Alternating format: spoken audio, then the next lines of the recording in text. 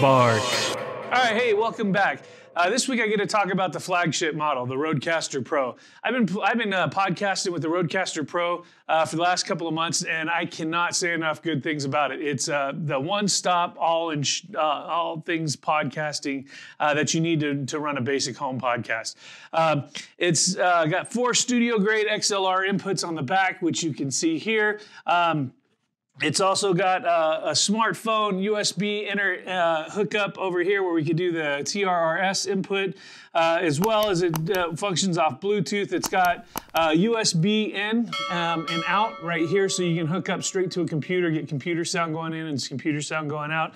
It's got the mix minus. It's got 8 programmable sound pads up front. So up here, so if you want like an intro song and maybe some sound effects as you go through your podcast, you can program all of these to 8 different banks so you can have 8 sounds going on at one time, and there's 8 different banks, so you can get 64 sounds total, which is incredible. It's got a powerful onboard audio processor, and to be honest, I've set that up. I have it set up for my podcast settings, and it's very little editing when I get back into the editor.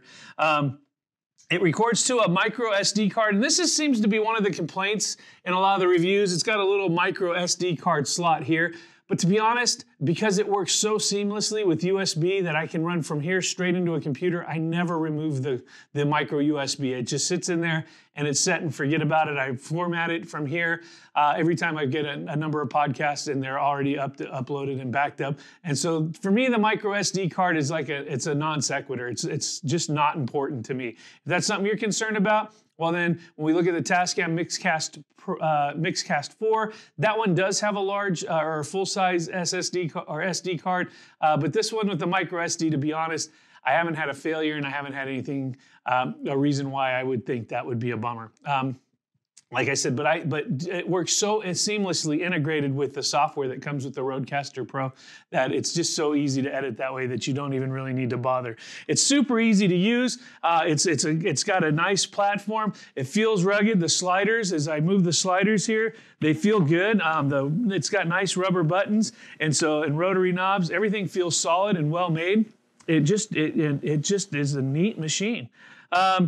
They boast that it's got 9 language options, so you can have it in English, French, German, Italian, Spanish, Portuguese, Chinese, Japanese, and Korean. So whatever your language preference, it'll do that for you internally. And again, so yeah, if you're looking for a more expensive unit, but one I really for most people, this is all you would ever need to run a podcast. The sound quality is great. The Rode Pod mics hooked up with it.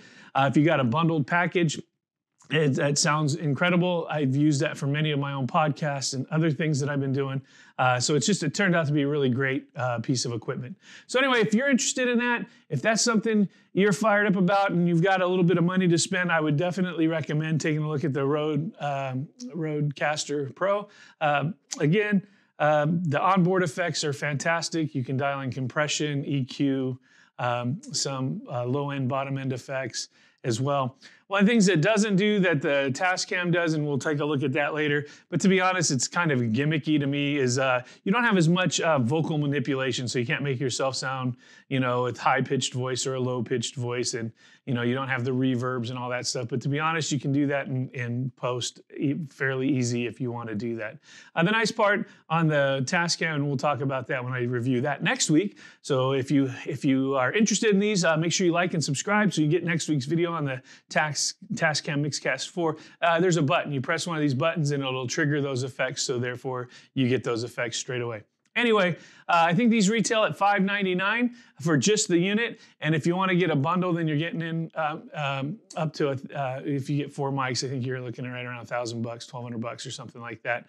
And I'll come with headphones, mics, and swing arms. Anyway, you can go on any one of the big retailers that sell these things and check that out. But just the unit itself, $599 is what you're looking at to get into that. So again, more expensive of the things that we've used. Cheapest was your cell phone. Next was I used the Zoom H4n, which is what I'm actually recording the audio here today for this while I demo this for you. That's the second most inexpensive way. Rode also makes, Zoom also makes a little 4-track handheld mobile podcast unit for roughly the same price, which you can check out too. Yeah, if you want to get into a more desktop friendly, easier to kind of use as a production engineer, the Rode machine is pretty awesome. So with that said, I hope that helps. Make sure you check out next week when we talk about the Tascam Mixcast 4. Until then, have a great day, and we'll talk to you later. Bye.